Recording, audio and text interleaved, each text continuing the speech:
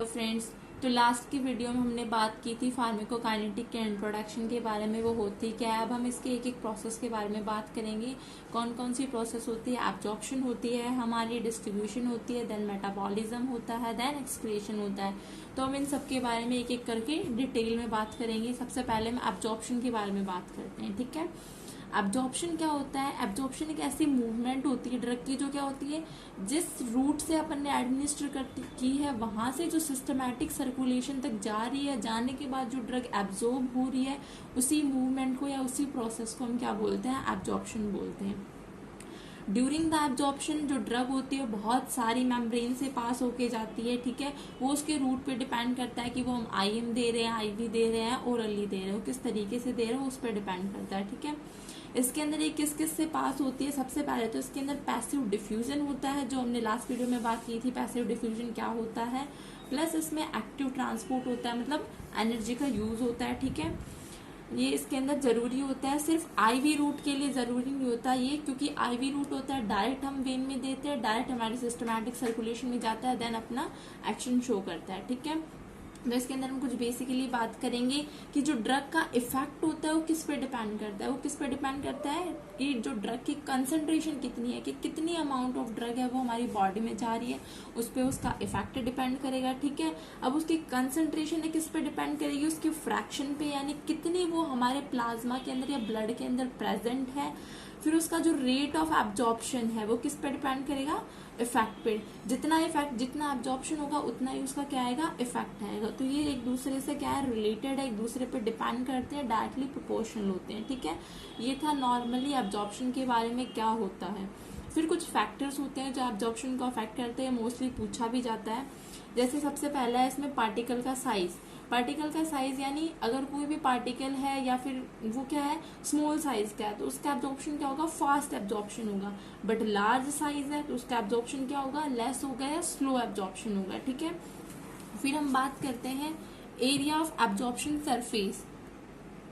इसके अंदर क्या होता है कि अगर हाई एरिया होगा सरफेस का तो हाई एब्जॉर्प्शन होगा, और अगर हमारे पास एरिया कम है तो एब्जॉर्प्शन भी कम होगा, ठीक है। फिर आता है वाटर सॉल्युबिलिटी। वाटर जिसकी हाई वाटर सॉल्युबिलिटी होती है उसका हाई एब्जॉर्प्शन होता है। फिर आता है लिपिड सॉल्युबिलिटी। लिपिड सॉल्युबिलिटी के अंदर क्या होता है, जो लिपिड सॉल्युबल ड्रग होती है ज्यादा इजीली और रैपिडली क्या हो जाती है? एब्जॉर्ब हो जाती है फास्टली और अपना एक्शन शो करती है। फिर आता है फॉर्मुलेशन।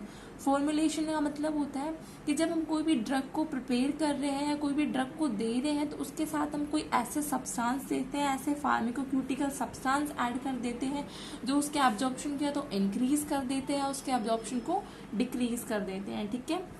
फिर आता है नेक्स्ट पॉइंट, डिसइंटीग्रेशन। डिसइंटीग्रेशन क्या मतलब क्या होता है कि वो अलग अलग छोटे छोटे पार्ट्स में डिवाइड होना, उसका ब्रेक डाउन होना, वो उस पर डिपेंड करता है। अगर धीरे धीरे डिसइंटीग्रेशन हो रहा है तो क्या होगा? उसका एब्जॉर्प्शन भी डिले होगा और थोड़ा स्लो होगा। जैसे कि जब ओरल रूट से कोई भी ड्रग देते हैं तो पहले डिसइंटीग्रेट होती है, फिर वो डिजोल्व होती है, देन वो अपने साइट ऑफ एक्शन पे जाती है, तो वो इसी के अंदर इन्वॉल्व होता है। फिर आता है route of administration. Route of administration is more important for absorption, कि अगर हम आईवी रूट से दे रहे हैं क्योंकि वो डायरेक्ट जा रहा है तो डायरेक्ट जाएगा तो जल्दी एब्जॉर्प्शन होगा। फिर आईएम का होता है, फिर सबक्यूटेनियस, फिर oral, then last is the topical, ठीक है। फिर आता है presence of food. Presence of food क्या होता है कि जब हम कोई भी ड्रग दे रहे हैं उसके साथ कोई हम ऐसे फूड दे रहे हैं उसके साथ में जो क्या कर रहे हैं, उसके एब्जॉर्प्शन को या तो डिले कर रहे हैं या फिर उसको इंक्रीज कर रहे हैं, तो उसके एब्जॉर्प्शन को बढ़ा रहे हैं या फिर उसके एब्जॉर्प्शन को क्या कर रहे हैं? कम कर रहे हैं, ठीक है। फिर आता है डिजीज कंडीशन। डिजीज कंडीशन के अंदर क्या होता है कि हमें कोई भी गट की डिजीज हो गई, लाइक प्रॉपरली मेटाबॉलिज्म वगैरह ना हो रहा हो, प्रॉपर एब्जॉर्प्शन वगैरह, उसकी कोई डिजीज हो जाए तो भी एब्जॉर्प्शन अच्छे से नहीं होगा। दूसरा आता है एक्लोरोहाइड्रिया। एक्लेरोहाइड्रिया मतलब क्या होता है, इसके अंदर HCl का जो सिक्रेशन है वो कम हो जाता है, ठीक है, एब्सेंस ऑफ HCl, उसकी वजह से भी नहीं होगा ड्रग का एब्जॉर्प्शन अच्छे से। फिर पीएच एंड आयोनाइजेशन में क्या होता है कि जो एसिडिक ड्रग होती है हमारी वो तो कहाँ एब्जॉर्ब होती है? हमारे स्टोमक में, ठीक है। और जो बेसिक ड्रग है, क्योंकि एसिडिक ड्रग है, हमारे स्टोमक में HCl प्रेजेंट होता है जो कैसा होता है? एसिडिक होता है। तो जो एसिडिक ड्रग है वो हमारे स्टमक में एब्जॉर्ब होगी, जो बेसिक ड्रग है वो हमारे इंटेस्टाइन के अंदर एब्जॉर्ब होगी, ठीक है।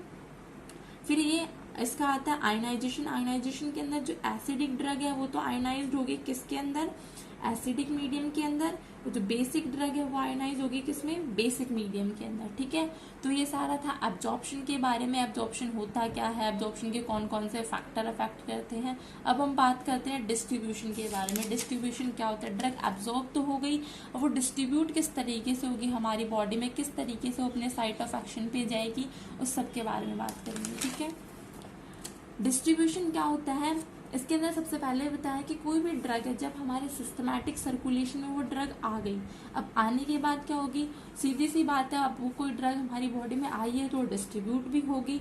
तो अलग अलग कंपार्टमेंट के अंदर क्या होगी, डिस्ट्रीब्यूट होगी, वेरियस कंपार्टमेंट के अंदर। जो ड्रग का डिस्ट्रीब्यूशन होता है वो हमेशा हाई टू लो कंसंट्रेशन में होता है। यानी हमने कोई भी ड्रग दी और वो ड्रग कैसे होगी, पहले हाई टू लो कंसंट्रेशन के अंदर डिस्ट्रीब्यूट होगी। ठीक है, फिर आता है वही जो ऊपर हमने पढ़ा, वही इसमें लिख रखा है कि कोई भी ड्रग है वो जब सिस्टमैटिक सर्कुलेशन में आ जाती है तो उसके पास एक टेंडेंसी आ जाती है कि वो डिस्ट्रीब्यूट होगी ही होगी, क्योंकि विदाउट डिस्ट्रीब्यूशन वो अपने साइट ऑफ एक्शन पे नहीं जाएगी। जब साइट ऑफ एक्शन पे नहीं जाएगी तो अपना एक्शन या इफेक्ट शो ही नहीं कर पाएगी, इसलिए जरूरी होता है उसका डिस्ट्रीब्यूशन होना। ठीक है, फिर आता है जो अनआयोनाइज्ड ड्रग होती हैं, यानी अनआयोनाइज्ड जो लिपिड सॉल्युबल ड्रग्स होती है, वो क्या होती है, जल्दी डिस्ट्रीब्यूट हो जाती हैं। लिपिड सॉल्युबल ड्रग क्योंकि जल्दी एब्जॉर्ब हो रही थी तो सीधी सी बात है वो डिस्ट्रीब्यूट भी जल्दी होगी। ठीक है, डिस्ट्रीब्यूशन के दौरान ये अलग अलग बैरियर्स को क्रॉस करती है, लाइक फिल्ट्रेशन है, डिफ्यूजन है। जैसे एब्जॉर्प्शन में था पैसिव डिफ्यूजन, एक्टिव ट्रांसपोर्ट, वैसे इसमें भी कुछ बैरियर्स होते हैं जिनको ये क्रॉस करती है। ठीक है, फिर बाद में डिस्ट्रीब्यूट होती है। ठीक है, अब आते हैं हम इसके फैक्टर्स के बारे में बात करते हैं। तो बेसिक था डिस्ट्रीब्यूशन होता क्या है, कैसे होता है। अब कौन कौन से फैक्टर है जो इसको अफेक्ट करते हैं। फर्स्ट आता है हमारा लिपिड सॉल्युबिलिटी। लिपिड सॉल्युबिलिटी हमने लास्ट में भी बात की थी कि जो लिपिड सॉल्युबल ड्रग होती है जल्दी एब्जॉर्ब हो जाती है, तो जल्दी एब्जॉर्ब हो रही है मतलब जल्दी डिस्ट्रीब्यूशन भी होगा इनका। ठीक है, फिर आता है ब्लड फ्लो। ब्लड फ्लो हमेशा ड्रग सबसे पहले क्या होगी, प्रॉपर अगर ब्लड फ्लो हो रहा है तो जल्दी अपने साइट ऑफ एक्शन पे जाएगी। अगर ब्लड फ्लो प्रॉपर नहीं हो रहा है तो उसको थोड़ा लेट जाएगी या डिले हो सकता है उसका डिस्ट्रीब्यूशन। ठीक है, फिर आता है बाइंडिंग ऑफ प्लाज्मा प्रोटीन, ये इंपॉर्टेंट है। इसके अंदर क्या होता है, हर एक ड्रग होती है प्लाज्मा प्रोटीन के साथ बाइंड होती है। प्लाज्मा प्रोटीन हमारा एल्ब्यूमिन और अल्फा 1 ग्लाइकोप्रोटीन होता है। जो ड्रग होती है उनके साथ बाइंड होती है, एसिडिक ड्रग बाइंड होती है, ये बेसिक ड्रग बाइंड होती है। ठीक है, तो उस पर डिपेंड करती है कि वो किस पे बाइंड हो रही है, कब बाइंड हो रही है। ठीक है, फिर आता है नेचर ऑफ ड्रग, कि किस तरीके की ड्रग है, वो सॉलिड फॉर्म में है, लिक्विड फॉर्म में है, सिरप वगैरह है, या फिर हम टॉपिकली कोई भी जेल वगैरह अप्लाई कर रहे हैं, उन सब पे डिपेंड करता है उसका डिस्ट्रीब्यूशन। लास्ट एक और है इसके अंदर पार्टीशन कॉफिशिएंट। पार्टीशन कॉफिशिएंट क्या होता है कि जो कितनी ड्रग की कंसंट्रेशन हमारी ऑर्गेनिक फेज के अंदर है प्लस कितनी डिवाइड बाय उसकी कितनी कंसंट्रेशन हमारे एक्वस फेज के अंदर है, वो क्या होंगी, दोनों क्या होती है, इक्विलिब्रियम होती है। उसी पॉइंट को हम क्या बोलते हैं, पार्टीशन कॉफिशिएंट बोलते हैं। ठीक है, पार्टीशन कॉफिशिएंट होता है वो वॉल्यूम ऑफ डिस्ट्रीब्यूशन के डायरेक्टली प्रोपोर्शन होता है। ठीक है, जितना ज्यादा पार्टीशन कॉफिशिएंट होगा उतना ही उसका क्या होगा, डिस्ट्रीब्यूशन होगा। ठीक है, फिर इसके अंदर हम बात करते हैं, हमने कोई भी ड्रग दी, ड्रग क्या करेगी, अपने टारगेट ऑर्गन पे जाएगी या टारगेट साइट ऑफ एक्शन पे जाएगी, साइट ऑफ एक्शन पे जाके क्या करेगी, इफेक्ट शो करेगी। तो जो ड्रग अपने टारगेट पे जा रही है उसको हम बोलते हैं एफिनिटी, जो इफेक्ट शो कर रही है उसको हम बोलते हैं एफिकेसी। उसके दोनों को मिला के क्या बनती है, पोटेंशियल। ठीक है, पोटेंशियल क्या होती है, डोज के इनवर्सली प्रोपोर्शन होती है, यानी हाई डोज होगा तो क्या होगी, उसकी पोटेंशियल हमारे पास कम होगी, और अगर लो डोज होगा तो उसकी पोटेंशियल क्या होगी, हमारे पास हाई होगी। ठीक है, इनवर्सली प्रोपोर्शनल है ये। तो ये हमने इससे फैक्टर्स के बारे में बात कर ली। अब इसमें हम कुछ कुछ छोटे छोटे टॉपिक्स के बारे में बात करेंगे, जैसे प्लाज्मा प्रोटीन के, बाइंडिंग ऑफ प्लाज्मा प्रोटीन के बारे में, रीडिस्ट्रीब्यूशन के बारे में, बायो अवेलेबिलिटी के बारे में। ठीक है, इसके अंदर क्या आता है, अब हम धीरे धीरे एक एक के बारे में बात करेंगे। इसके अंदर दो बैरियर्स प्रेजेंट होते हैं, इसके अंदर दो बैरियर के बारे में बात करेंगे। एक होता है हमारा ब्लड ब्रेन बैरियर, एक होता है हमारा placental barrier. Blood brain barrier क्या होता है, जो हमारे ब्रेन को क्रॉस कर देता है। ठीक है, उसको बोलते हैं ब्लड ब्रेन बैरियर, इसको हम BBB बी भी बोल सकते हैं, ठीक है। इसके अंदर एग्जाम्पल है लाइक थायोपेंटोन सोडियम। ये एक ऐसी ड्रग है जो हमारे जो ब्रेन का बैरियर होता है उसको क्रॉस कर जाती है और कुछ ना कुछ एबनॉर्मलिटी कर देती है, ठीक है। फिर आता है प्लेसेंटल बैरियर। प्लेसेंटल बैरियर क्या होता है, जो हमारे प्लेसेंटा को क्रॉस कर देता है उसको बोलते हैं हम प्लेसेंटल बैरियर। इसके अंदर जैसे क्लोरामफेनिकोल है, वेंकोमाइसिन है, एम्योडारोन है, ठीक है। ये कुछ ड्रग्स होती है जो प्लेसेंटल बैरियर को क्रॉस कर देती है और जो भी फीटस होता है उसको क्या करती है, अफेक्ट करती है, ठीक है। जैसे क्लोरामफेनिकोल क्या कर देती है, जो फीटस है या बेबी है उसकी स्किन का कलर कैसा कर देती है, ग्रे कलर की स्किन कर देती है। वेंकोमाइसिन होती है वो रेड मैन सिंड्रोम कर देती है बेबी के अंदर, और एम्योडारोन है वो ब्लू मैन सिंड्रोम कर देती है, ठीक है। ये कुछ ड्रग्स होती हैं जो प्लेसेंटल बैरियर को क्रॉस करके फीटस को हार्म करती है, ठीक है। फिर अब हम बात करते हैं किसके बारे में, एप्रिशिएंट वॉल्यूम ऑफ डिस्ट्रीब्यूशन। ये क्या होती है, एपरेंट वॉल्यूम ऑफ डिस्ट्रीब्यूशन। ये एक ऐसी अमाउंट ऑफ ड्रग है कि कितनी अमाउंट ऑफ ड्रग हमारी बॉडी में प्रेजेंट है डिवाइडेड बाय उसकी कितनी कंसंट्रेशन हमारे प्लाज्मा में प्रेजेंट है। इन दोनों का जो रेशियो आता है उसी को हम क्या बोलते हैं, वॉल्यूम ऑफ डिस्ट्रीब्यूशन, ठीक है। अब ये क्या होती है कि कंसंट्रेशन है ड्रग की, वो किस पर डिपेंड करेगी, उसके डिस्ट्रीब्यूशन पर डिपेंड करेगी, कितनी ड्रग डिस्ट्रीब्यूट हो रही है उसी पर डिपेंड करेगी। तो अगर हाई कंसंट्रेशन है तो डिस्ट्रीब्यूशन क्या होगा, कम होगा, ठीक है। हाई कंसंट्रेशन है तो डिस्ट्रीब्यूशन कम होगा, और कंसंट्रेशन कम है तो हाई डिस्ट्रीब्यूशन होगा, ठीक है। ये रहा लेजर कंसंट्रेशन तो हाई डिस्ट्रीब्यूशन, हाई कंसंट्रेशन तो डिक्रीज डिस्ट्रीब्यूशन, ठीक है। ये इस पर डिपेंड करते हैं।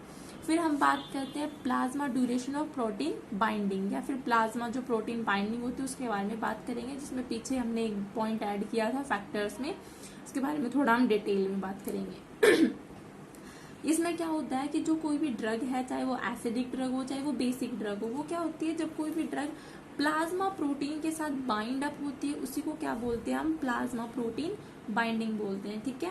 कोई भी ड्रग है वो जब सर्कुलेशन में आई है, सर्कुलेशन में आने के बाद क्या होगी, वो प्लाज्मा प्रोटीन के साथ बाइंड अप होगी, ठीक है। अब जो एसिडिक ड्रग है वो किसके साथ बाइंड होगी, एल्ब्यूमिन के साथ बाइंड होगी। जो बेसिक ड्रग है वो किसके साथ बाइंड होगी, अल्फा 1 ग्लाइकोप्रोटीन के साथ बाइंड होगी, ठीक है। ये याद रखना। इसके अंदर कुछ एग्जाम्पल है जैसे कि थायोपेंटेन सोडियम है, एस्प्रीन है। बेसिक ड्रग के अंदर कौन सा आता है, जैसे लिग्नोकेन है, एटिनोनॉल है, ये क्या है, बीटा ब्लॉकर की ड्रग है एटिनोनॉल, ठीक है। ये हमारी एंटीप्लेटिलेट्स की ड्रग है, ठीक है। Lignocaine as a anaesthetic agent की तरह भी हम काम करते हैं, ठीक है। ये कुछ एग्जाम्पल्स हैं इनकी। फिर आता है कि इसके अंदर क्या होता है, वैसे हमारी जो मोस्ट ऑफ द ड्रग होती है वो एल्ब्यूमिन प्रोटीन से ही बाइंड होती है, क्योंकि हमारे प्लाज्मा के अंदर सबसे ज्यादा कंसंट्रेशन के अंदर एल्ब्यूमिन प्रोटीन ही पाया जाता है। तो मोस्ट ऑफ द जो ड्रग होती है एल्ब्यूमिन प्रोटीन से ही बाइंड होती है, ठीक है। फिर बात करते हैं हम टिश्यू स्टोरेज के बारे में। टिश्यू स्टोरेज क्या होता है, ठीक है। टिश्यू स्टोरेज यानी कोई भी ड्रग है वो उसका क्या होना, टिश्यू के अंदर स्टोर होना, उसी को क्या बोलते हैं, टिश्यू स्टोरेज बोलते हैं। कुछ कुछ ड्रग होती है एक्शन दिखाने के बाद क्या होती है, कुछ स्पेसिफिक ऑर्गन्स में क्या होती है, एक्यूमुलेट हो जाती है या फिर स्टोर हो जाती है, उसी को क्या बोलते हैं हम, टिश्यू स्टोरेज बोलते हैं। एक्टिव ट्रांसपोर्ट के थ्रू क्या करती है, अलग अलग या स्पेसिफिक टिश्यू कंसिस्टेंट के साथ वो बाइंड होगी। बाउंड होने के बाद क्या होगी, वो उसी ऑर्गन में या उसी टिश्यू में क्या हो जाएगी, एक्यूमुलेट हो जाएगी या स्टोर हो जाएगी वहां पे, उसी को क्या बोलते हैं, टिश्यू स्टोरेज बोलते हैं। अब कुछ ड्रग्स है इसके एग्जाम्पल्स में लाइक हार्ट और स्केलेटन मसल्स के अंदर हमारे डिगॉक्सिन स्टोर होती है, ठीक है। लीवर और किडनी में हमारी क्लोरोक्यूनिन होती है जो एंटी मलेरियल ड्रग है, ठीक है, एंटी मलेरियल ड्रग है ये हमारी। फिर आती है थायराइड ग्लैंड के अंदर हमारा आयोडीन स्टोर होता है। एडिपोज टिश्यू के अंदर हमारा थायोपेंटोन सोडियम ड्रग एब्जॉर्ब होती है या फिर स्टोर होती है, एब्जॉर्ब नहीं होती है, स्टोर होती है, ठीक है। कुछ एग्जांपल्स है इसके टिश्यू स्टोरेज के, होता क्या है, प्लस वो कौन कौन से टिश्यू या ऑर्गन में कौन कौन सी ड्रग एब्जॉर्ब होती है। फिर हम बात करते हैं बायो अवेलेबिलिटी के बारे में। बायो अवेलेबिलिटी क्या होती है, बायो अवेलेबिलिटी क्या होती है कि कितनी अमाउंट या कितनी फ्रैक्शन ऑफ ड्रग है वो हमारी बॉडी में प्रेजेंट है, उसी को क्या बोलते हैं, जो अनचेंज फॉर्म के अंदर जा रही है, कि कितनी अमाउंट ऑफ ड्रग या कितनी फ्रैक्शन ऑफ ड्रग है वो हमारे सर्कुलेशन में है, वो भी अनचेंज फॉर्म के अंदर है, उसी को क्या बोलते हैं हम, बायो अवेलेबिलिटी बोलते हैं। It measures to the fraction of administered dose of drug, यानी जो ड्रग हमने एडमिनिस्टर करी है वो हमारे सिस्टमैटिक सर्कुलेशन में जा रही है, वो भी कैसे, अनचेंज फॉर्म के अंदर, उसी को उसकी बायो अवेलेबिलिटी बोलते हैं, ठीक है। It refers to the rate and extent of absorption of drug from dose form. इसका जो रेट है या फिर जो भी एब्जॉर्प्शन रेट है वो किस पे डिपेंड करता है, उसके डोज के फॉर्म पे डिपेंड करता है कि डोज सॉलिड है, मे बी लिक्विड है, जेल है, पाउडर है, जो भी फॉर्म में है, ठीक है, उस पर डिपेंड करता है। फिर इसके बारे में हम सबसे दूसरी बात इसके अंदर मेन क्या होती है, बायो अवेलेबिलिटी होती है, उसके रूट ऑफ एडमिनिस्ट्रेशन पे डिपेंड करती है कि हम किस रूट से ड्रग दे रहे हैं, ठीक है। जैसे एग्जांपल है आईवी रूट की क्या होती है, 100% बायो अवेलेबिलिटी होती है, क्योंकि डायरेक्ट वेन में देते हैं, डायरेक्ट सर्कुलेशन में जाता है, तो उससे हम डायरेक्टली पता लगा सकते हैं कि वो वैसे भी वो अनचेंज फॉर्म में नहीं जाती, क्योंकि वो डायरेक्ट जा रही है। अगर हम ओरल रूट से जाते हैं तो पहले डिसइंटीग्रेट होगी, टूटेगी, उसके बाद क्या वो हमारे ब्लड में जाएगी, तो जितनी हम ड्रग दे रहे हैं उतनी ड्रग हमारे सर्कुलेशन में नहीं पहुंच पाती, ठीक है। ये इसका एग्जाम्पल की तरह एक डायग्राम बना रखा है ठीक है। कोई भी ड्रग है, ये हमारा ये इंट्रासेलुलर है, ब्लड वगैरह प्रेजेंट है, प्लाज्मा है, ठीक है। अब कोई भी ड्रग हमने क्या दी, 100 mg दी ओरल रूट से, तो क्या हुआ उसके अंदर 30% तो लीवर के थ्रू क्या हो गई, ये मेटाबोलाइज हो गई, प्लस इसका 20% क्या हो गया, एक्सक्रेशन हो गया, ठीक है। 30 + 20 एक्सक्रेशन हो गया, यानी 50% ड्रग तो यूज कर ली हमारी बॉडी ने, 30% तो मेटाबॉलिज्म के थ्रू यूज हो गई और 20% क्या हो गई, एक्सक्रेट हो गई, ठीक है। तो हमारी जो बॉडी में कितनी ड्रग गई अनचेंज फॉर्म के अंदर, सिर्फ 50 mg ड्रग गई, ठीक है। इसी को उसकी बायो अवेलेबिलिटी बोलते हैं कि जो अनचेंज फॉर्म के अंदर जो ड्रग जा रही है उसी को बोलते हैं बायो अवेलेबिलिटी। फिर इसके अंदर एक और टॉपिक ऐड किया गया है छोटा सा, उसको बोलते हैं रीडिस्ट्रीब्यूशन। रीडिस्ट्रीब्यूशन क्या होता है, डिस्ट्रीब्यूशन क्या होता है कि हमने कोई भी ड्रग दी, ड्रग देने के बाद जिस ऑर्गन या जिस साइट पे जिस पार्ट को उस ड्रग की नीड है, यहाँ पे जहाँ पे ज्यादा ब्लड सप्लाई है, वो सबसे पहले वहां जाके क्या होगी, डिस्ट्रीब्यूट हो जाएगी।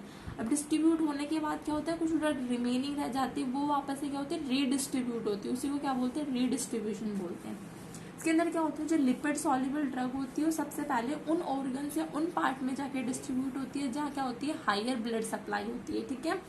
जैसे सबसे पहले हार्ट के पास जाएगी, किडनी के पास जाएगी, ब्रेन के पास जाएगी, हम इसमें लीवर भी ऐड कर सकते हैं क्योंकि लीवर में उसका मेटाबॉलिज्म हो रहा है, ठीक है। फिर इसके अंदर क्या आता है, ये सबसे पहले तो जहाँ पे ज्यादा ब्लड सप्लाई है वहां पे डिस्ट्रीब्यूट होगी, क्योंकि फर्स्टली जो ड्रग होती है अपने साइट ऑफ एक्शन पे जाएगी, सबसे पहले वहीं तो जाएगी जहाँ उसकी नीड है वहां पे साइट ऑफ एक्शन पे गई, अपना एक्शन शो किया, देन जो रिमेनिंग ड्रग बच गई वो क्या होगी, डिस्ट्रीब्यूट हो जाएगी उन एरियाज पे जहाँ उसकी नीड नहीं है, जहाँ पे कम ब्लड सप्लाई है, उन एरियाज पे क्या होती है, वो रीडिस्ट्रीब्यूट हो जाती है। इसी को हम क्या बोलते हैं, रीडिस्ट्रीब्यूशन ऑफ द ड्रग बोलते हैं। जो लिपिड सॉल्युबिलिटी डायरेक्टली प्रोपोर्शनल होती है ड्रग के डिस्ट्रीब्यूशन में, क्योंकि जो हाई लिपिड सॉल्युबल ड्रग्स होती हैं उनका डिस्ट्रीब्यूशन जल्दी होता है, उनका रीडिस्ट्रीब्यूशन भी जल्दी होता है, ठीक है। तो इस वीडियो में हमने एब्जॉर्प्शन के बारे में बात की, एब्जॉर्प्शन के कौन कौन से फैक्टर्स होते हैं जो अफेक्ट करते हैं, ठीक है। डिस्ट्रीब्यूशन क्या होता है, डिस्ट्रीब्यूशन किस तरीके से हो रहा है, कोई भी ड्रग हमारी बॉडी में आ रही है तो किस तरीके से डिस्ट्रीब्यूट हो रही है, कौन कौन से फैक्टर्स हैं। उसके अंदर हमने कुछ छोटे छोटे पॉइंट्स ऐड किए हैं, प्लाज्मा प्रोटीन बाइंडिंग क्या होती है, बायो अवेलेबिलिटी क्या होती है, रेज डिस्ट्रीब्यूशन वगैरह, टिश्यू स्टोरेज, ये सारी चीज़ें हमने ऐड की हैं, ठीक है। Thank you for watching this video.